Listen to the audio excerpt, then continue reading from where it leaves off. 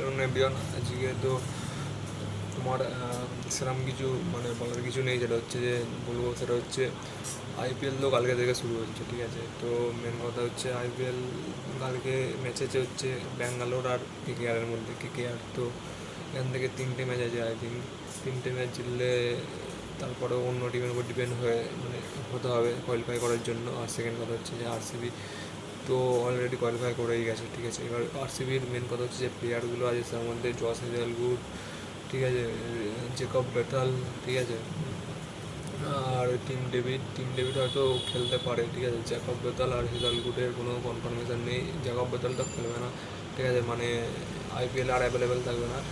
আর second হচ্ছে যে Jacob Betal available থাকবে না, ঠিক আছে। আর হচ্ছে টিম ডেভিড অস্ট্রেলিয়ার টেস্ট যে ফাইনাল চ্যাম্পিয়নশিপটা তার মধ্যে নেই, তো টিম ডেভিড হয়তো অ্যাভেলেবেল থাকবে। আর তারপরে হচ্ছে যে টিম ডেভিড আর তোমার হচ্ছে জ্যাকব বেটাল, টিম ডেভিড আর জসে হেজেলউডকে রিকোয়েস্ট করা হয়েছে আরসিবির জন্য যাতে মানে খেলে নেক্সট মানে প্লে অফ অব্দি খেলে, ঠিক আছে। তো দেখা যাক জসে হেজেলউড অ্যাভেলেবেল থাকবে কি, ঠিক আছে। তো আর আরেকটা ভালো খবর আরসিবির জন্য, সেটা হচ্ছে রাজার পাটিদারের যে ফিঙ্গার ইঞ্জুরিটা হয়েছিল সেটা থেকে আউট অফ মানে এ থেকে হয়ে গেছে, মানে কোনো আর প্রবলেম নেই। আর এটাও শোনা যাচ্ছে যে নেক্সট সিজনে খুবই ভালো ব্যাটিং করছে রাজার পাটিদার, ঠিক আছে। তো রাজার পাটিদারের একটা পুরোনো এও আছে, ঠিক আছে, যে পুরোনো একটা মানে অভ্যাস বলতে পারো যে বড় বড় ম্যাচেতে রান পারফরমেন্স করার, ঠিক আছে। তো আরসিবির জন্য খুবই প্রয়োজন পড়বে বিরাট কোহলি আর বিরাট পাটিদারের ফর্ম এখান থেকে আইপিএল জেতার জন্য, নাকি মানে কোয়ালিফাই করার জন্য। কারণ অলরেডি কোয়ালিফাই করে গেছে। আইপিএল জেতার জন্য আরসিবিকে এখান থেকে পুরোপুরি 100% দিতে হবে সব কটা প্লেয়ারকে, তবে আরসিবি এখান থেকে ট্রফি জিততে পারবে। কারণ আরসিবির যে জস হেজেলউড যাওয়ার ফলে মানে যে বোলিং লাইন আপটা উইক হবে, ঠিক আছে।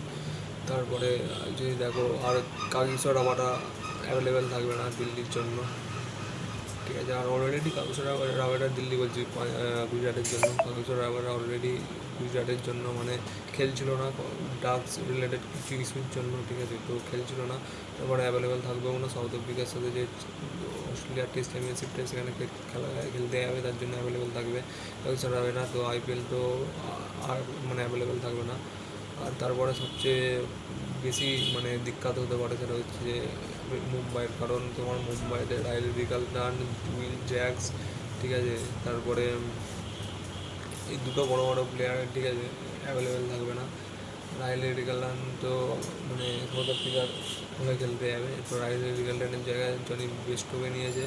ক্যামেরন বুশও অ্যাভেলেবেল থাকবে না, ঠিক আছে। ক্যামেরন বুশ তো অলরেডি মানে রিপ্লেসমেন্ট পেয়ে যাবে, মানে ওর জায়গায় অন্য কাউকে খেলিয়ে নিতে পারবে, কিন্তু সবচেয়ে বেশি এফেক্ট করবে উইল জ্যাক্স আর রাইলি রিকালটনের জায়গায় শুনলাম নাকি জনি বেস্টোকে নিয়েছে, ঠিক আছে। বেস্টো রিপ্লেসমেন্টটা খুবই ভালো বলতে পারো, কারণ যদি চলে যায়, ঠিক আছে, জনি বেস্টো খুবই খতরনাক ব্যাটিং করে, ঠিক আছে, পাওয়ার হিটার, খুবই ভালো পাওয়ার হিটার।